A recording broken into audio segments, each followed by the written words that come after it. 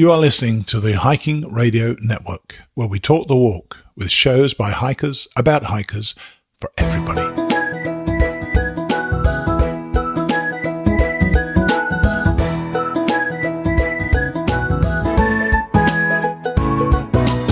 Mighty Blue on the Appalachian Trail, the ultimate midlife crisis. Join Steve and his guests every week as he staggers from Georgia to Maine.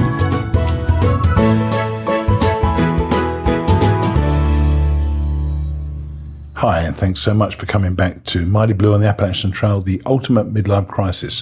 While I remember, because I don't write everything down, I'm afraid, if you have any questions for me about how it's going for me on the trail, or what you think I'm getting up to, and you think I'm doing things wrong, let me know. And send them to Bruce Matson, rtkchallenge@gmail.com. And Bruce is going to interview me when I get, halfway through Virginia. And he will give a copy of his new book, Platinum Blazing the Appalachian Trail, to the questions he likes the best, one every week. So why not do that? It's a great book, and I'm using it actually for my journey this time. And I'd like to thank also, of course, our advertisers. When I hit the trail in 2014, I soon discovered that I come with the wrong water filter. Everybody else had a Sawyer squeeze. Eventually I bought a squeeze and I loved it. I'm going again this year, and top of my list of things to buy was the new micro squeeze filter by Sawyer. Like all Sawyer stuff, it just works. You can filter up to 100,000 gallons, and their full-size squeeze filter comes with a lifetime warranty. Last year, believe it or not, more than 4 million people got clean water through a Sawyer water filter. But if you think that Sawyer is just about water filters, you could not be more wrong. Nope, they supply everything to protect you, both in the backcountry and the backyard. Protect your gear and clothes as I did with their permethrin fabric treatment, which is 100% odorless after drying. With all the ticks and bugs around, this is an absolute must. They also provide sunscreens and first aid products. Find out more by visiting Sawyer.com. We really appreciate Sawyer's support, and we're happy to have them for at least these 2 months, April and May, and maybe a little bit longer, who knows. Now, this week hasn't been as, spectacular as last week, the last few days. It's been very similar type hiking, and frankly, I've got utterly exhausted. So, without further ado, I'm going to move straight on to the first day, which is day number 43.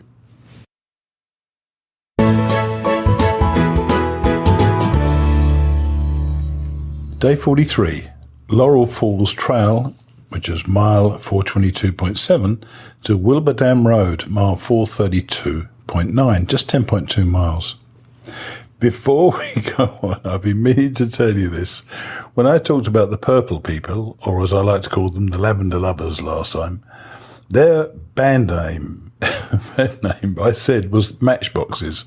I must have been thinking of Matchbox 20, which I think was a 90s band. They are the Mailboxes, Mailboxes. They're available on Spotify. They've got an album coming out this month, and really, they are darn good. A few people wrote to me to let me know they couldn't find the Matchboxes, and probably wasn't a surprise because they are in fact the Mailboxes. So the Mailboxes. Sorry about that. So let's get back to the trail and talking about the purple people. Because I'd bowed out the previous evening at Laurel Falls Trail, I was going back at it the next day, and I was really just going to go up and over Pond Flats. And I was in the car with Tailgater, Lionheart, and the purple people. And because I was just thinking of just getting this over pretty quickly and up and over Pond Flats, I set off ahead of the others. And of course, I expected to be passed really soon. My memory of it was that it was a bit of a beast, and it was tainted by a fall that I had in 2014. I was coming down from Pond Flats, and the trajectory was making me move not making me, but I was moving quite fast. And I think I must have hit a root or something like that. And I fell, and my pack rode up on my head and banged my head and sort of face planted me on the floor. It was one of the worst falls I had, and I think I was knocked out for a second or so. I tell you what, it was it was frightening, to be honest with you. I had a cut on my cheek, and I felt somewhat bruised after it.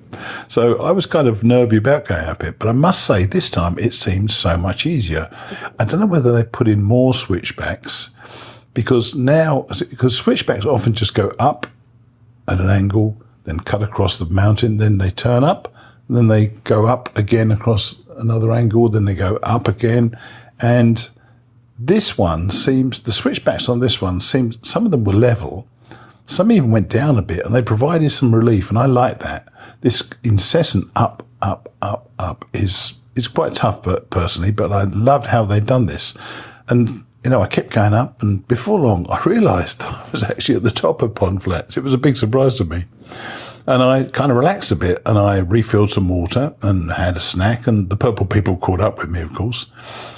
But I decided by then that I was going to go further than I originally planned, and I wanted to be ahead of the purple people, because I knew that they were going to be going another 5 miles, and that other 5 miles is around Watauga Lake, and I recalled that also from 2014 as quite an easy hike. So I was quite happy to be going that extra 5 miles just to get sort of 10 miles in the books, if you know what I mean. And at the bottom of the hike, which was once again pretty easy down, and I certainly didn't fall over this time, thank goodness, I ran into a bunch of hikers on the beach by Lake Watauga. And I've got to tell you, there are worse things than being on the beach at Lake Watauga. It was warm, we all sat around, had lunch, and Lionheart and purple people turned up. I'm not sure what happened to Tailgater. I think she was a little bit behind still. And I headed out because I wanted to make sure that I didn't hold up everybody when they were going to be picked up 5 miles later at Wilbur Dam Road. And really, it was an easy hike. But as you go into the woods around the lake, there's a notice that says this is heavily infested by bears. So you can't stop. You've got to keep going through. And I never saw any bears going around. And it was a really nice, mainly flat hike around the lake, obviously with constant views of the lake, which is a lovely thing for us to see, of course. As you come out of the forest, you come to the dam, and you walk across the dam, and you head up a road, then back into the forest, and then back up again as well. So I got myself up there. I hadn't been caught by anybody, and I got to Wilbur Dam Road, and Jim from Boots Off was there to meet me. And the purple people and Lionheart turned up about 10 minutes later. So I'd stayed ahead of them, and I'd hiked pretty well that day, I thought. As I was waiting with Jim, I met a couple. I can't recall their names at the moment, but they certainly didn't have names, trail names. They was just about to start a flip-flop at Wilbur Dam Road, an unusual place to start, I would have thought. And that reminds me, talking of flip-flops. Hey everyone, Chrissy Funk here, aka Rebound. I am seizing this moment to ask you to support an event in an area many of us fall in love with each year. Harpers Ferry Boulevard Trail and Town Alliance and the ATC once again are throwing another fun party this April 27th and 28th. Mark your calendars. It is the 5th annual Appalachian Trail Flip Flop Festival. Again, 27th, 28th, this April. Coming down. So skip the FOMO, listen on. Embrace the weekend champion you are. It's more than just trails in Harpers Ferry and the Town and Boulevard. This event has tons of activities, workshops happening throughout the weekend. It's packed with REI workshops, educational seminars, a fun alumni shindig I'll be at. Hope to see you there. And there'll be bands, vendors, morning yoga, bird watching, ghost tours, and so much more. Okay, one more attempt at piquing your interest. As lashers, weekenders, out and backers, through hikers, we are the guardians of the trail, and this is one way for us to help spread information about protecting and embracing the Appalachian Trail. So please, help get people excited about the Appalachian Trail Flip Flop Festival. Yeah, thanks to my trail brother Mighty Blue, all the generous volunteers to make this happen, and everyone for supporting this cause and helping us spread the word. So do one thing today that centers you, because you rock. Happy hiking all. Cheers. Chris is a volunteer for the ATC, and she was actually interviewed by me on the show. And as you can hear, she is an enthusiastic woman about these things. But she also told me there will be craft beer and food. So what is not to love? I hope the festival gets lots of support. Anyway, when we got back to Boots Off, we had an excellent night, and the Lavender Lovers, as I now call them, or the Purple People, played for us round the fire, and it was just a really cool, relaxed evening. Everyone was sitting around, the fire was beautiful, the music was on, people were applauding, and just we had a good time. And the highlight of the evening for me was the fact that one of the Mighty Blue class of 2019, Margie Mims, or Fireball, turned up. And so I hadn't seen her, but I knew she was in the vicinity. She knew I was as well. And after the music was over, we sat around the fire. I think more than a touch of booze was drunk that night by one or two people. I think somebody sitting next to me didn't realise I was interviewing, but we'll see how that works out. Here is Margie. Right, I'm here with yet another member of the class of 2019, Margie Mims. Hi, Margie, how are you? Doing well, Steve. How are you? Well, we're sitting around a fire with a bunch of other people here, and there's people kind of flinging this the fire around as well. So that's like kind nunchucks. of nunchucks and all that sort of stuff. Yeah, kind of weird. So you've got a name. What's your name? Fireball. How'd you get that? I exploded my stove. Oh, really? Yes. Oh my God, how'd that happen? Yeah, that was in last year when I did the Springer Mountains. Oh, that's right. You mentioned this. Yeah, my eyebrows grew back. Kind of sticks, yeah. So how do you find the physicality of it all? Because you're doing really well, aren't you? Yeah, I've just started to pick up. You're about to take the lead of the class of 2019. Yeah. You're about to pass me, who was the leader. Yeah. Oh, well, I've been trying to catch up with you for over a month now, so finally. And how's it gone? Because you met a family straight away, a family straight away, didn't you? Yeah, I met a few of the people about 2 days into the hike, and we've been together ever since. The other three are one day behind us. But so what do you all hike the same pace, or do you hike together during the day, or just meet up in the... We just meet up at night. Sure. Yeah, we kind of do our own things during the day. Today, Tag and I hike together all day, but that's rare. Yeah. We kind of do our own things. Are you having bad days and good days, or are you generally having good days? Because you look really happy when you came in. So yeah, very happy. Today was my longest day, but it's rewarding. Was it? How far did you go? 24.7. Oh my gosh! Oh, my legs. So you're taking off now. You're really getting to go. I'm trying to do a little over 100 miles a week now. So what was the plan to get? When do you think you're going to finish? I mean, the ultimate goal would be end of July. Oh, really? But that's, I'd be super happy with any time between end of July and mid-August. So what's been the worst thing for you so far? The worst day was hiking the 11 miles into Irwin, and it was raining, and I pulled my calf muscle. Oh, jeez. And it's a miserable downhill anyway there, isn't it? It is. It's kind of nasty. Endless as well, isn't it? Oh, I know all the downhills into town, right? Yeah. And how'd you cope? Because you must have had some of the snow and ice, did you? No, luckily Didn't not. you? At Klingman's Dome, I guess, in the Smokies. All right. We had snow and ice, but nothing in the beginning, like you had. You had the polar vortex. Yeah, well, we had some pretty bad weather. You're right. Yeah. And how do you find waking up though when it is cold, or have you been generally okay with the weather? Well, the first night was the worst, and the first week. The first night it was like 30 degrees, pouring rain. Everything got wet due to rain splashing in and condensation. Oh, geez. And I went into Suchess totally unplanned at the motorcycle inn and met Tag and Redbush. All right. And that kind of started the tramway, but we were all pretty miserable that first night. So how's all your gear holding up? Is it stuff you're pretty confident with it? It's doing well. I picked up a Z-Lite foam pad to put under my inflatable rest because I was just too cold in the beginning, and a fleece liner.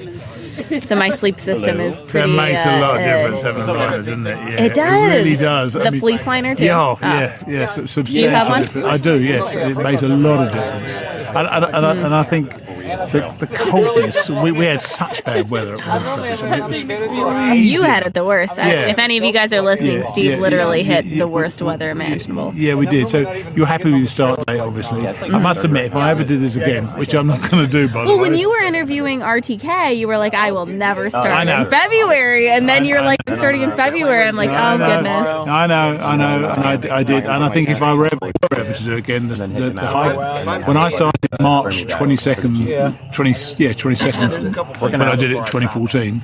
I think that was a really good time to start. And you started what date? March 8th. March 8th. Yeah, and I think that was great for me. Yeah, I'm sure. So what's next? Where are you heading? You're heading for Damascus now, obviously. For Damascus, which is Virginia. I can't believe it. I mean, just totally surreal. It's moving through, isn't it? And it's moving so quickly, but at the same time, like a month ago feels so long ago because so much has happened. And are you changing how you resupply, or has your resupply been the same from day one? So as of like the past 3 days, my hiker hunger has officially kicked in. I can see she was desperate to get a pizza earlier on. I know, everyone was trying to. Oh, I'm good. I just had a calzone, thank you. But yeah, like this morning I had like 5 granola bars and a Pop-Tart, and then peanut butter and jelly on like a muffin, and just you're eating like a 6-year-old. So how are you going to cater for that? You carrying a lot of food, or are you trying to be careful with how much you carry? Because you can really rack up the food, can't you? Yeah, food's heavy, isn't it? Yeah, it is. So I mean, how are you catering it? You getting stuff sent from home, or are you buying stuff on the road? So I dehydrated all my dinners before the trail, so I have those like 5 to 7 days worth. Sure. They don't weigh much, but I try to resupply as often as possible, just because food is so heavy. Yeah. Yeah. It's going well for you though. You look so well when you came in, Thanks. and I'm really pleased that I can now relinquish the first place and move down to the second place. But thanks for talking to us, and hopefully we'll catch you again. I'll probably have to call you next time when you're another couple of 100 miles down the trail. Sounds good. All right. Cheers. Bye. It was lovely chatting to Margie, and really it finished off a great day for me. I'd stayed an extra night of Boots Off. I'd walked. I'd completed Pond Flats. I'd gone further than I'd expected. And I was really kind of excited then about getting to Damascus. I was about to pass 450 miles, and really, we are moving forward still. I'm not as fast as perhaps I'd like to be, and I certainly am getting tired, and that tiredness really continued over the next few days, but we'll hear about that on day number 44.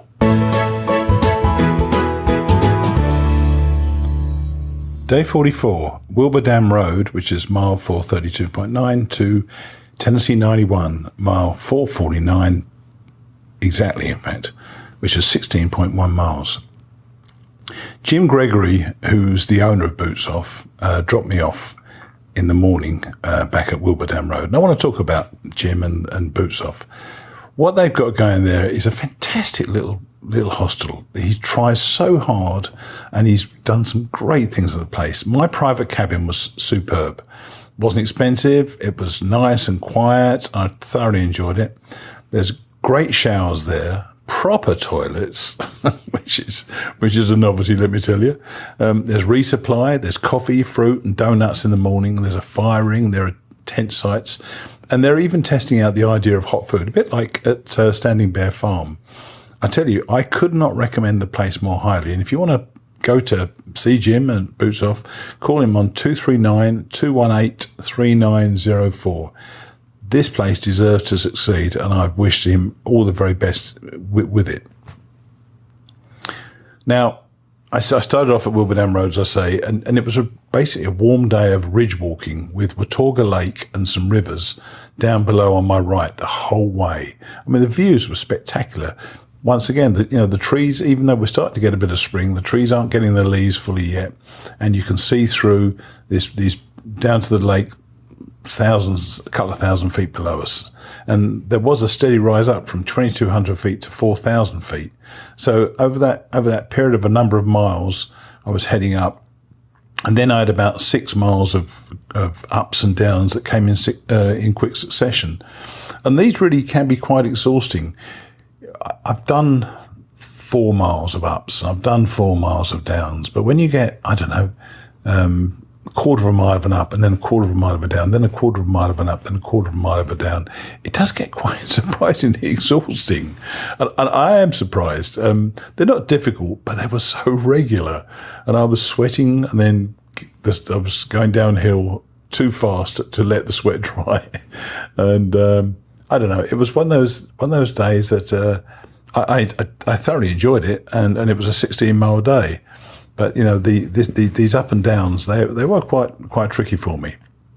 And then those last 3 miles of this 16-mile day were down quite gently into Tennessee 91. And Tennessee 91 had some great memories from me, but they came out the following day, actually. I'd booked ahead at a place called the Rabbit Hole. Now, it's a new hostel run by Rabbit and Cat. And Cat picked me up. It is a terrific little hostel. They've got a bunch of different things. They could do local shuttles, slack packing. They've got a bunkhouse, tenting, showers, Wi-Fi. Unfortunately, they don't serve food. And the day I got there was a Wednesday. And because for some reason in the South, people go to church on Sundays and Wednesdays, the restaurant was closed. So that was kind of a disappointment. So I had to cook myself something. And I was actually the only one in the bunkhouse. When I got there, a couple of people, Roma, who we interviewed before actually on the show, Logan and Pitt were there, and they were getting a milkshake, but I'm watching Netflix, by the way, in the bunkhouse. But they left. So I was left alone there. So Kat drove me very kindly into Damascus, which was about a 25-minute drive each way. And she only charged me $25. So that was a bargain. And I was able to shop and buy myself a few items. I didn't need that many items, but I'd assumed that they would have some resupply. And I think, and Kat said to me, they intend to do it at some stage, but they're a very new hostel. But once again, this is the way in which the trail attracts people to it who want to do good by hikers, and they're at the very early stages. I think they're going to do really well. Their showers are outdoors and were excellent, really nice. They've got a proper porta potty sort of thing. And I think that they're working really well to make it work out. And the bunkhouse is excellent. Sleeps, I think, 14 people. As I say, I was the only one in there. I felt a little bit alone that night. But really, it's a nice place. So if you want to save with Rabbit and Cat at Tennessee 91, that's 423-739-3391. But really, a 16-mile day, and I've used the word exhausting. I am exhausted. There's no doubt about it. And you'll see in the next couple of days how this exhaustion is creeping further and further into me. I'm not stopping, but I'm definitely taking a rest right now. But you'll hear about that on day number 45.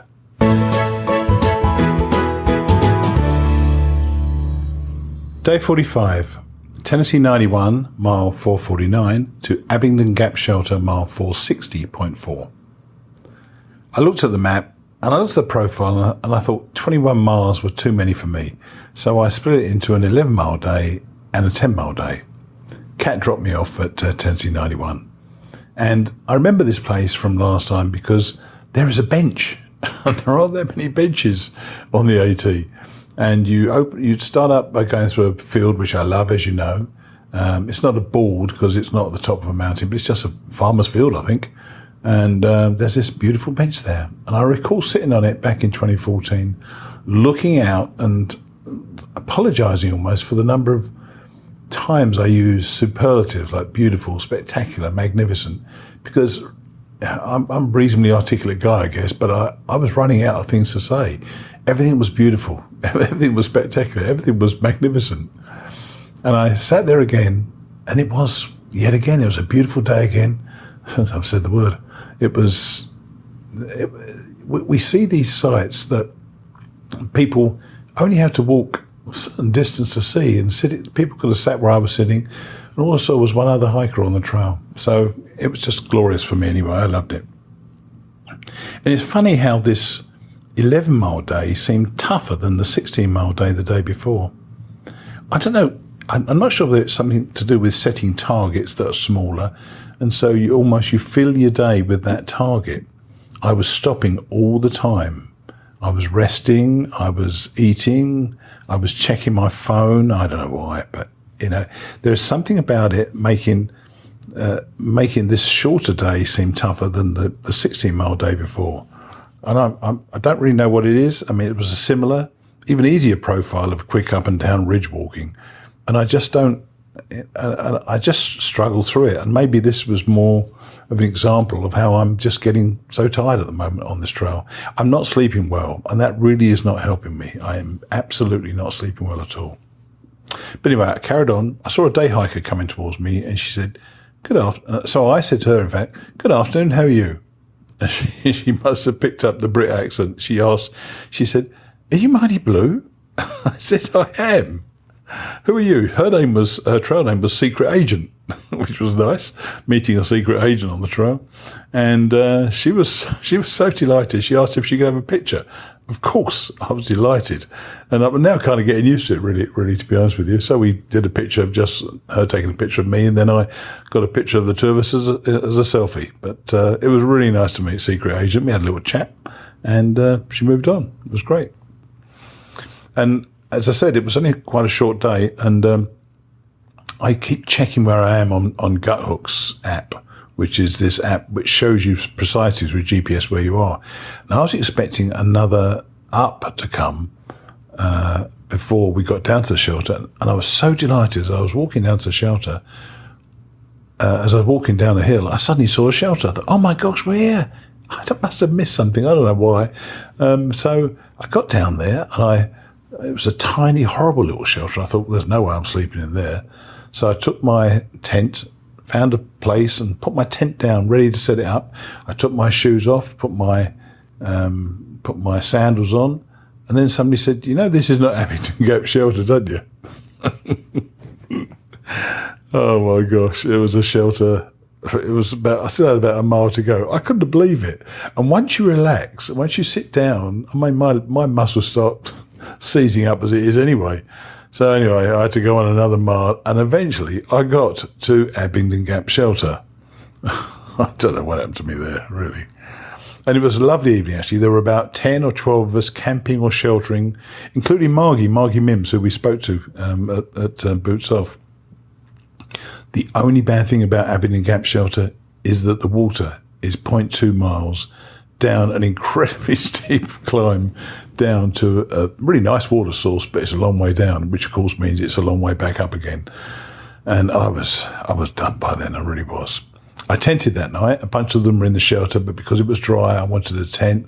It was nice being back in my tent, and I thoroughly enjoyed it. And you know what?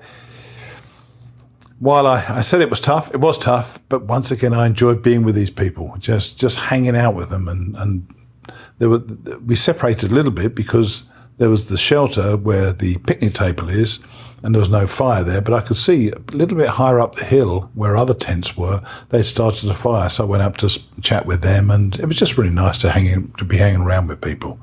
I've spent a lot of time on this hike by myself, and I do get a little bit lonely, to be honest with you, sometimes, but it's nice to, have those moments at camp where you just chat and with everybody. And this was one of those evenings. It was a warm evening, and we've all noticed how the warm evenings are getting better and better and better. So this hopefully augurs well for the next few months.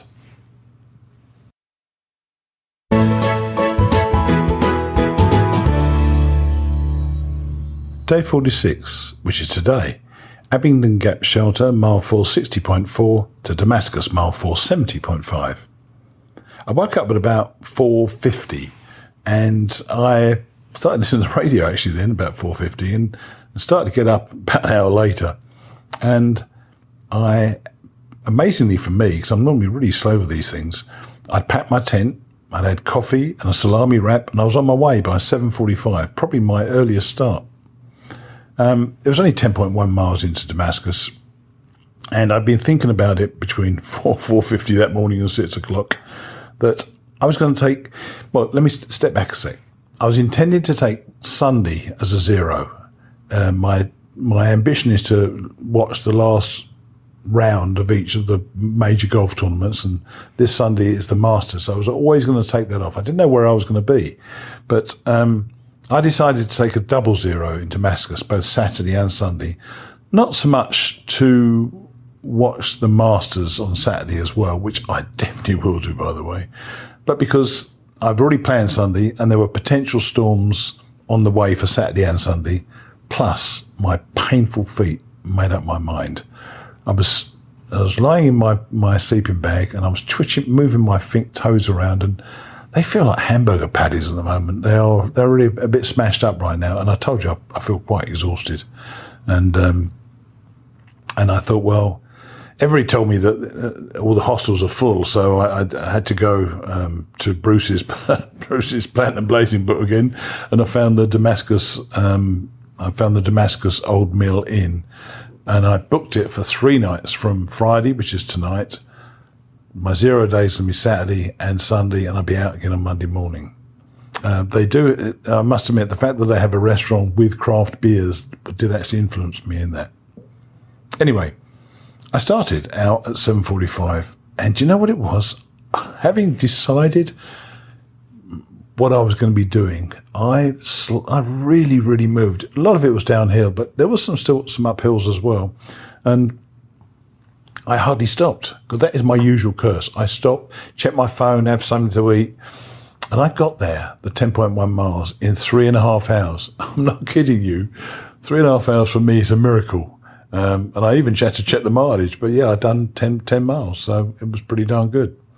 The room wasn't quite ready, so I sat on the patio overlooking the water with a couple of beers and a burger. And as I said to you, I was just exhausted. And the more I sat there, the more convinced I was that this was the right thing to do. I've really, I think in the last week, it's been building on me. I'm getting exhausted, and I think part of it is I'm just not sleeping properly. Or, as somebody in the shelter said last night, tailgater in the shelter said last night, you need to take a rest day every now and then. And I think I've just not been taking enough rest days. So I'm taking these rest days. And funnily enough, I met up again with a couple of people whose names I forgot before, or I'd met them back at Roan Mountain, Dudley Do-Right and Dynamite, his wife Dynamite. Great name, Dudley Do-Right. And we're all exhausted. They haven't quite worked out what to do. That we talked about the value of rest, and I don't think I've allowed myself that rest. When I see a lot of these youngsters go ahead and do 30, 35 miles days, well, good on them, but they're going to have to rest as well at some stage. And I've decided my rest is going to come this weekend. So my laundry's been done. I've slept already this afternoon. And then I got a message on Facebook from a listener who's written quite often, Dan Dwesterbeck, I think his name is Dwesterbeck, yeah. He told me about the Trail Maintainers podcast, where he said they mentioned my show on the podcast. So I listened to it. It was very nice, and they were very complimentary. And, of course, I felt humbled, because these are the guys who do the stuff that allows us to do what we're doing. So listen to the Trail Maintainers podcast. These guys do it for us. And some of the things they tell you makes you realize how much they do for us as well. So with storms and heavy rain due in the next few days, I am going to be hunkering down in Damascus, eating, sleeping, watching sport, listening to my Mighty Blues, perhaps even watching my Mighty Blues on my phone. And then I'll also be watching golf on the TV. Come Monday morning, I'm going to be revitalized and ready to go again. 500 miles, here we come. I'll see you next time.